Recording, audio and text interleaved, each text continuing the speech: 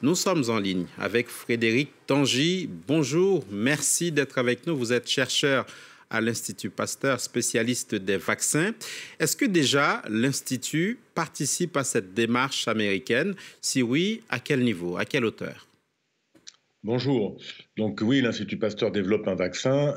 Est-ce qu'il va participer, est-ce que nous allons participer à cet essai? On ne le sait pas encore. Pour l'instant, ce n'est qu'une annonce. C'est possible qu'on y participe, puisque plusieurs vaccins vont être testés en même temps. Pour l'instant, ce n'est qu'une annonce. Effectivement, c'est massif. C'est jamais vu, 100 000 volontaires dans un essai de phase 2, 3. Habituellement, c'est plutôt limité pour les plus gros essais à 30 000 volontaires.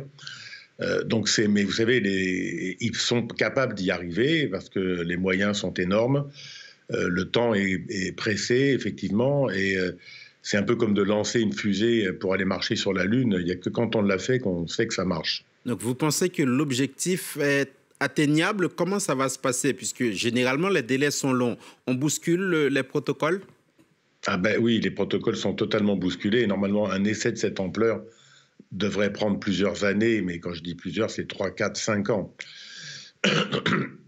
Donc le faire en quelques mois, c'est exceptionnel. Est-ce qu'ils vont y arriver? J'en sais rien. C'est une question de moyens. Là encore, vous voyez, entre les États-Unis, l'Europe, effectivement, l'Europe n'est pas capable de s'organiser pour faire ce genre de choses. Ensuite, 100 000 volontaires, si vous imaginez 100 à 200 volontaires par centre clinique, ça fait beaucoup de centres qui doivent participer. Beaucoup de personnel, beaucoup d'infirmières, beaucoup de volontaires qui vont accepter. Alors, il est question de volontaires des services de santé, mais je ne sais pas s'il y a 100 000 personnels prêts à se faire vacciner dans les services de santé aux États-Unis.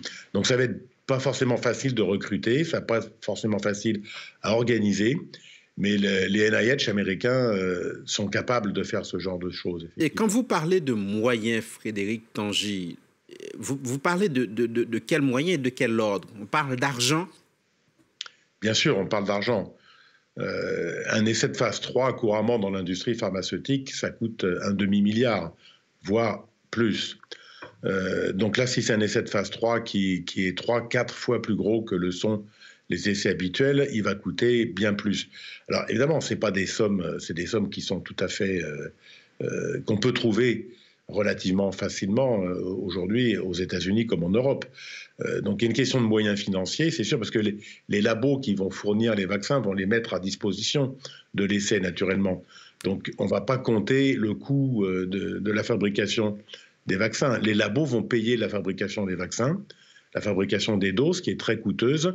Et d'après ce que j'ai compris, les NIH vont organiser qui est l'Institut de santé américaine, de recherche de santé américaine, vont prendre en charge les essais cliniques. Vous avez dit à nos confrères du Monde qu'un vaccin, c'est aussi difficile à concevoir qu'un Airbus A380. On aime bien l'image. Alors, qu'est-ce qui a été enregistré jusqu'ici comme progrès dans les recherches sur ce fameux vaccin? Qu'est-ce qui est verrouillé? Qu'est-ce qu'on a comme assurance, comme connaissance?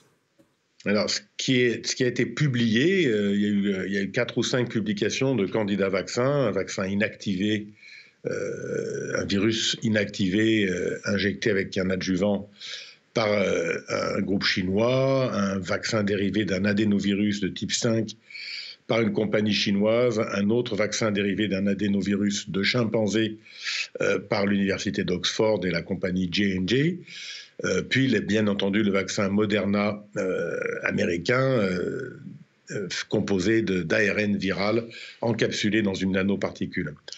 Il y a d'autres candidats vaccins qui arrivent et qui vont donner des résultats aussi. Alors, qu'est-ce qui a été, si on regarde globalement ce qui a été observé dans l'ensemble de ces articles, soit des essais chez le primate, soit des débuts d'essais chez l'homme, les vaccins ont l'air assez faiblement immunogènes tout de même, c'est-à-dire induisent des réponses immunitaires, mais qui ne sont pas à des niveaux excessivement élevés.